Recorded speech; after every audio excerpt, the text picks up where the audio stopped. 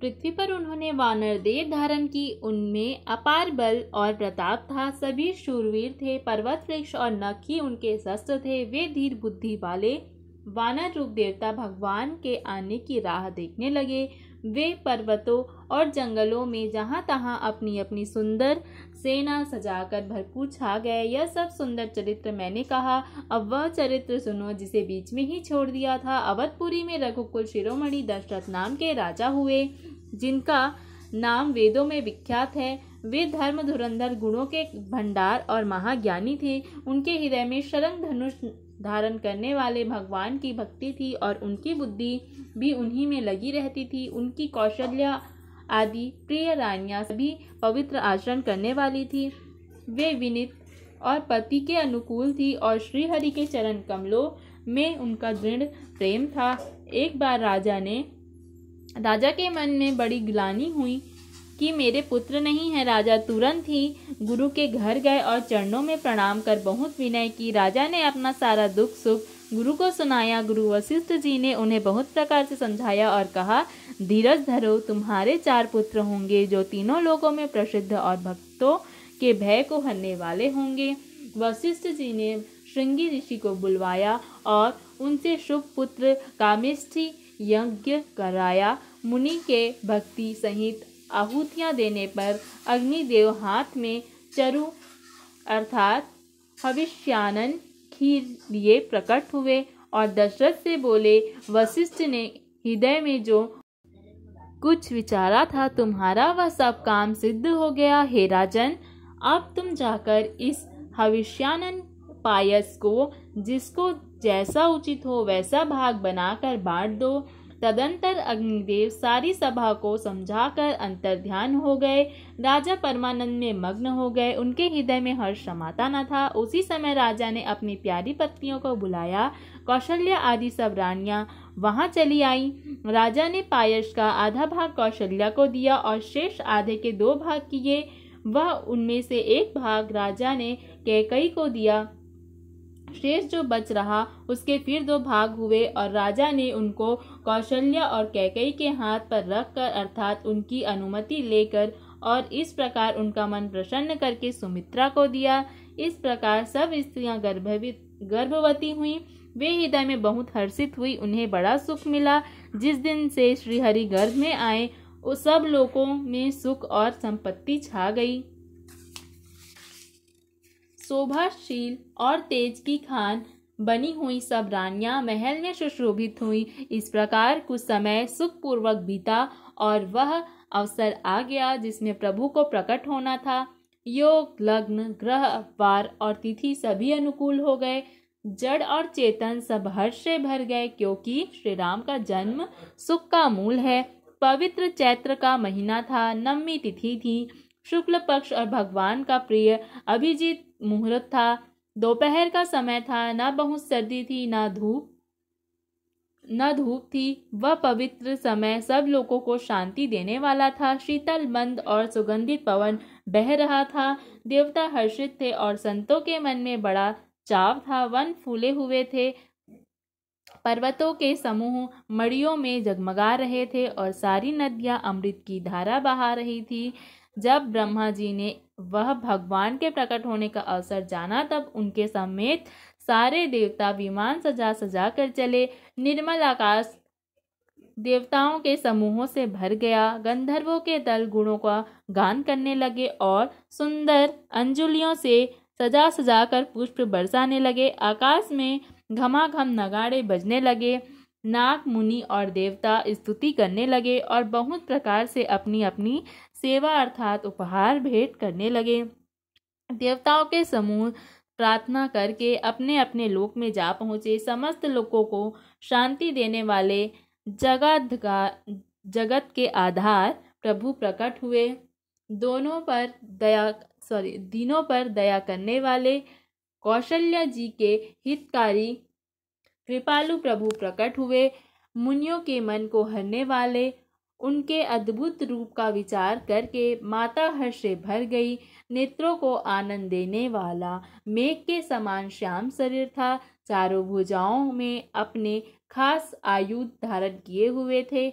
दिव्य आभूषण और वनमाला पहने थे, बड़े बड़े नेत्र थे। इस प्रकार शोभा के समुद्र तथा खर राक्षस को मारने वाले भगवान प्रकट हुए। दोनों हाथ जोड़कर माता कहने लगी, हे अनंत, मैं किस प्रकार तुम्हारी स्तुति करूं? वेद और पुराण तुमको माया, गुण और ज्ञान से परे हैं और परिमाण रहित बतलाते हैं। श्रुतियां और संत जन दया और सुख का समुद्र, सब गुणों का धाम कहकर जिनका गुणगान करते हैं, वही भक्तों पर प्रेम करने वाले लक्ष्मीपति भगवान मेरे कल्याण के लिए प्रकट हुए हैं। वेद कहते हैं कि तुम्हारे प्रत्येक रोम में माया के रचे हुए अनेक ब्रह्मांडों से के समूह भरे हैं। वे तुम मेरे गर्भ में रहे। इस हंसी की बात के सुनने पर धीर अर्थात विवेकी पुरुषों की बुद्धि भी स्थिर नहीं अर्थात विचलित हो जाती है। जब माता को ज्ञान उत्पन्न हुआ तब प्रभु मुस्कुराए। वे बहुत प्रकार के चरित्र करना चाहते हैं, अतः उन्होंने पूर्व जन्म की सुंदर कथा कहकर माता को समझाया, जिससे उन्हें पुत्र का वात्सल्य प्रेम प्राप्त अर्थात भगवान के प्रति पुत्र भाव हो जाए। माता की वह बुद्धि बदल गई। तब वह फिर बोली, हे तात, यह रूप छोड़कर अत्यंत प्रिय बाल लीला करो। मेरे लिए यह सुख परम अनुपम होगा। माता का यह वचन सुनकर देवताओं के स्वामी सुजान भगवान ने बालक रूप होकर रोना शुरू कर दिया। तुलसीदास जी कहते हैं कि जो इस चरित्र का गान करते हैं वे श्री हरि का पद पाते हैं और फिर संसार रूपी कूप में नहीं गिरते।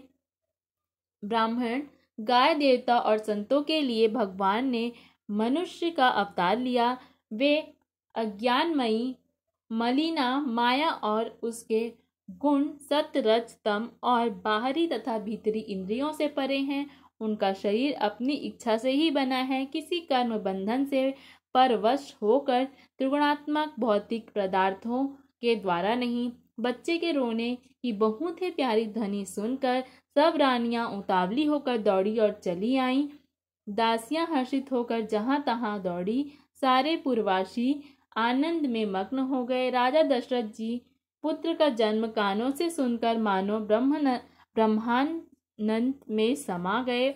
मन में अतिशय प्रेम है, शरीर पुलकित हो गया। आनंद में अधीर हुई बुद्धि को धीरज देकर और प्रेम में शिथिल हुए शरीर को संभाल कर वे उठना चाहते हैं। जिनका नाम सुनने से ही कल्याण होता है, वही प्रभु मेरे घर आए हैं। यह सोचकर राजा का मन परम आनंद से पूर्ण हो गया। उन्होंने बाजे वालों को बुलाकर कहा कि बाजा बजाओ। गुरु वशिष्ठ जी के पास बुलावा गया। वे ब्राह्मणों को साथ लिए राजद्वार पर आए। उन्होंने जाकर अनुपम बालक को देखा, जो रूप की राशि है और जिसके गुण कहने से समाप्त नहीं होते। फिर राजा ने नांदी मुख श्राद्ध करके जब सब जात कर्म संस्कार आदि किए और ब्राह्मणों को सोना, गौ, वस्त्र और मड़ियों का दान दिया। ध्वजा, पताका और तोरणों से नगर छा गई। जिस प्रकार से वह सजाया गया उसका तो वर्णन ही नहीं हो सकता। आकाश से फूलों की वर्षा हो रही है। सब लोग ब्रह्मानंद में मग्न हैं। ऋषियां झुंड की झुंड मिलकर चली। स्वाभाविक श्रृंगार किए ही वे उठ दौड़ी।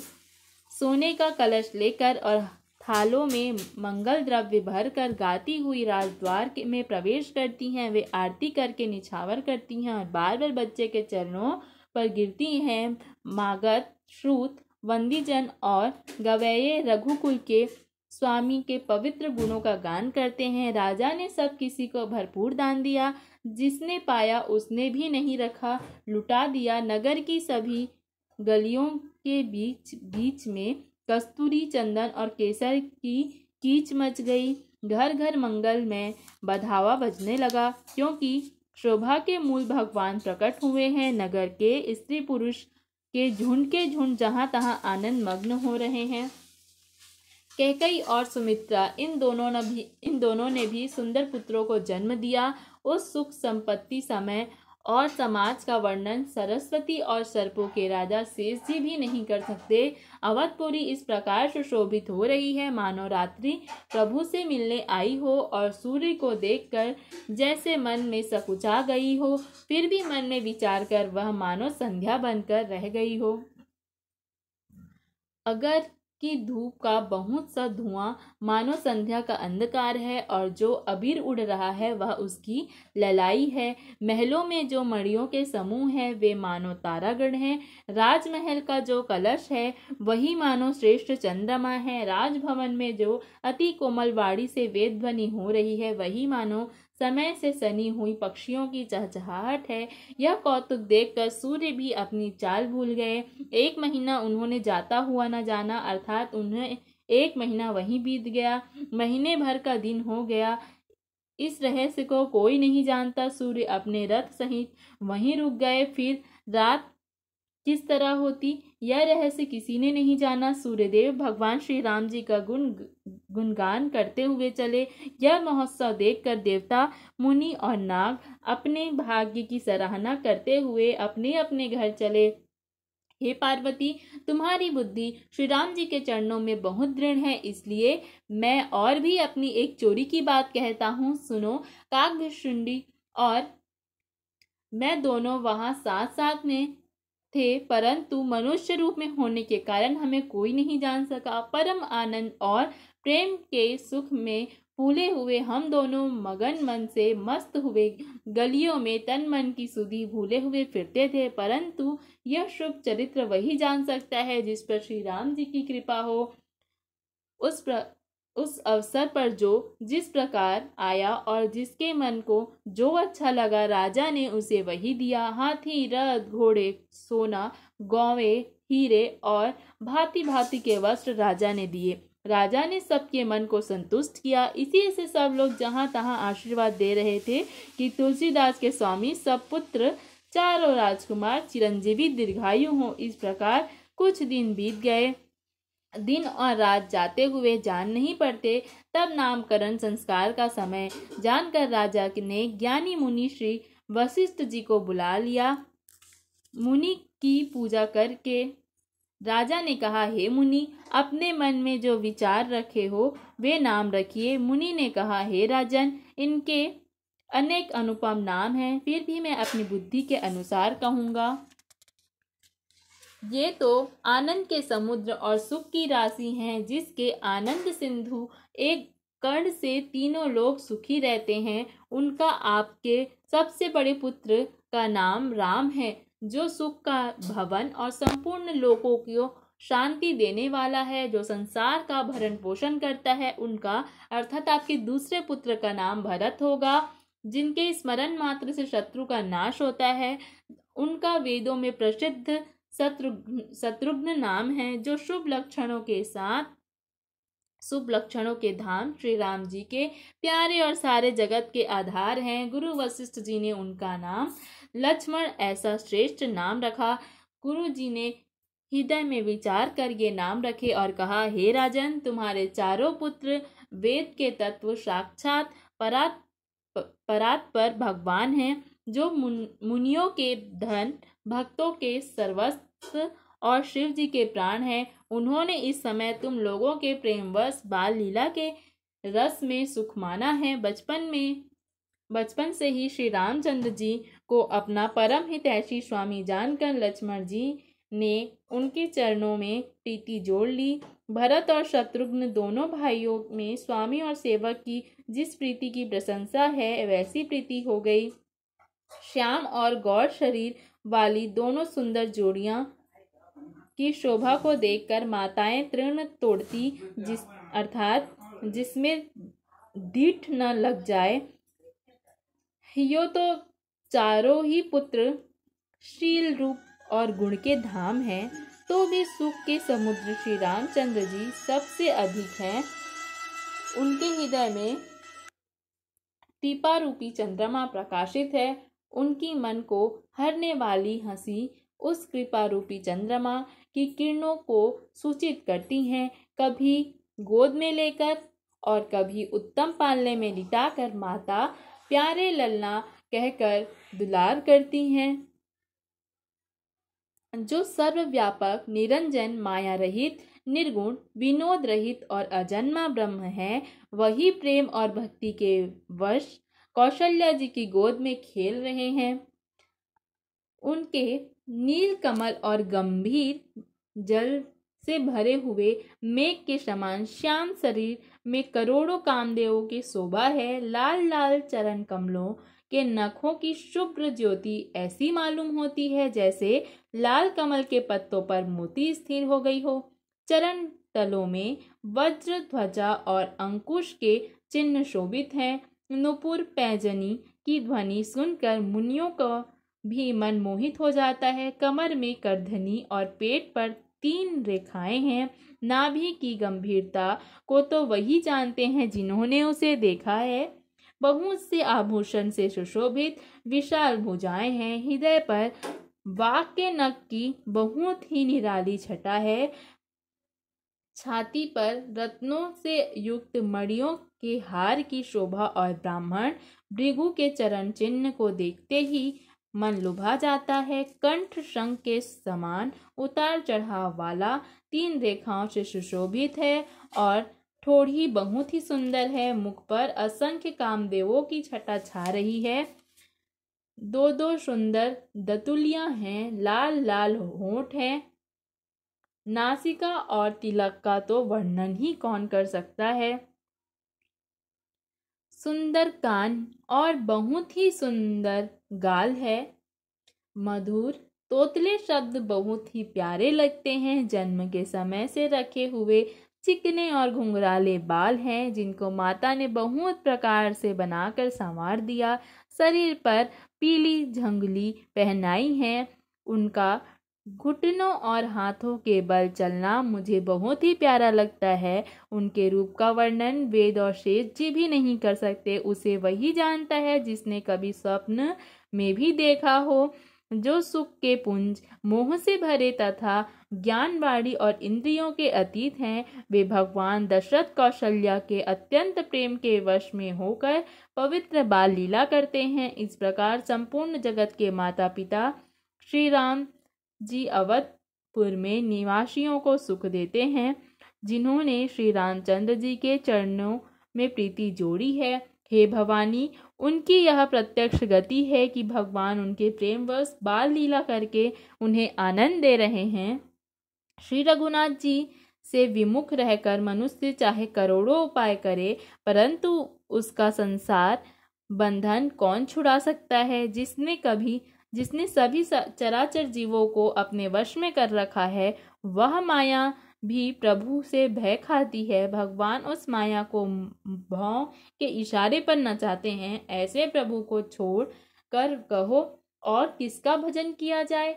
मन वचन और कर्म के चतुराई छोड़कर भसते ही श्री रघुनाथ जी कृपा करेंगे। इस प्रकार से प्रभु श्री रामचंद्र जी ने बाल क्रीड़ा की और समस्त नगर निवासियों को सुख दिया। कौशल्या जी कभी उन्हें गोद में लेकर हिलाती डुलाती और कभी पालने में लिटाकर झुलाती थी। प्रेम में मग्न कौशल्या जी रात और दिन का बीतना नहीं जानती थी। पुत्र के स्नेहवश माता उनके बाल चरित्रों का गान किया करती। एक बार माता ने श्री रामचंद्र जी को स्नान कराया और श्रृंगार करके पालने पर पढ़ा दिया। फिर अपने कुल के इष्ट देव भगवान की पूजा के लिए स्नान किया। पूजा करके नैवेद्य चढ़ाया और स्वयं वहां गई जहां रसोई बनाई गई थी। फिर माता वहीं पूजा के स्थान पर लौट आई और वहां आने पर पुत्र को इष्ट देव भगवान के लिए चढ़ाए हुए नैवेद्य का भोजन करते देखा। माता भयभीत होकर पालने में सोया था, यहाँ किसने लाकर बैठा दिया, इस बात से डर कर पुत्र के पास गई तो वहां बालक को सोया हुआ देखा। फिर पूजा स्थान में लौटकर देखा कि वही पुत्र वहां भोजन कर रहा है। उनके हृदय में कंपन होने लगा और मन में धीरज नहीं होता। वह सोचने लगी, यहाँ और वहाँ मैंने 2 बालक देखे हैं, यह मेरी बुद्धि का भ्रम है या और कोई विशेष कारण है। प्रभु श्री रामचंद्र जी ने माता को घबराई हुई देखकर मधुर मुस्कान में हंस दिया। फिर उन्होंने माता को अपना अखंड अद्भुत रूप दिखाया, जिसके एक एक रोम में करोड़ों ब्रह्मांड लगे हुए हैं। अगणित सूर्य, चंद्रमा, शिव, ब्रह्मा, बहुत से पर्वत, नदियां, समुद्र, पृथ्वी, वन, काल, कर्म, गुण, ज्ञान और स्वभाव देखे, और वे पदार्थ भी देखे जो कभी सुने भी न थे। सब प्रकार से बलवती माया को देखा कि वह भगवान के सामने अत्यंत भयभीत हाथ जोड़े खड़ी है। जीव को देखा जिसे वह माया नचाती है, और फिर भक्ति को देखा जो उस जीव को माया से छुड़ा देती है। माता का शरीर पुलकित हो गया, मुख से वचन नहीं निकलता। तब आंखें मूंदकर उसने श्री रामचंद्र जी के चरणों में सिर झुकाया। माता को आश्चर्यचकित देखकर खर के शत्रु श्री रामचंद्र जी फिर बाल रूप में हो गए। माता से स्तुति भी नहीं की जाती। वह डर गई कि मैंने जगत पिता परमात्मा को पुत्र करके जाना। श्री हरि ने माता को बहुत प्रकार से समझाया और कहा, हे माता सुनो, यह बात कहीं कहना नहीं। कौशल्या जी बार बार हाथ जोड़कर विनय करती हैं कि हे प्रभु, मुझे आपकी माया अब कभी न व्यापे। भगवान ने बहुत प्रकार से बाल लीलाएं की और अपने सेवकों को अत्यंत आनंद किया। कुछ समय बीतने पर चारों भाई बड़े होकर कुटुंबियों को सुख देने वाले हुए। तब गुरु जी ने जाकर चूड़ाकर्ण संस्कार किया। ब्राह्मणों ने फिर बहुत सी दक्षिणा पाई। चारों सुंदर राजकुमार बड़े होकर मनोहर अपार चरित्र करते फिरते हैं। जो मन, वचन और कर्म से अगोचर हैं, वही प्रभु दशरथ जी के आंगन में विचार कर रहे हैं। भोजन करने के समय जब राजा बुलाते हैं, तब वे अपने बाल सखाओं के समाज को छोड़कर नहीं आते। कौशल्या जी जब बुलाने जाती हैं, तब प्रभु ठुमक ठुमक कर भाग जाते हैं। जिनका वेद नेति अर्थात इतना ही नहीं कहकर निरूपण करते हैं, और शिव जी ने जिनका अंत नहीं पाया, माता उन्हें हठपूर्वक करने के लिए दौड़ती हैं। वे शरीर में धूल लपेटे हुए आए और राजा ने हंसकर उन्हें गोद में बिठा लिया। भोजन करते हैं पर चित्त चंचल है। अवसर पाकर मुंह में दही भात लपटाए किलकारी मारते हुए इधर उधर भाग चले। श्री रामचंद्र जी की बहुत सी सरल और सुंदर बाल लीलाओं का सरस्वती शेष जी, शिव जी और वेदों ने गान किया है। जिनका मन इन लीलाओं में अनुरक्त नहीं हुआ, विधाता ने उस मनुष्य को वंचित कर लिया, अर्थात नितांत भाग्यहीन बना दिया। प्रभु श्री रामचंद्र की जय।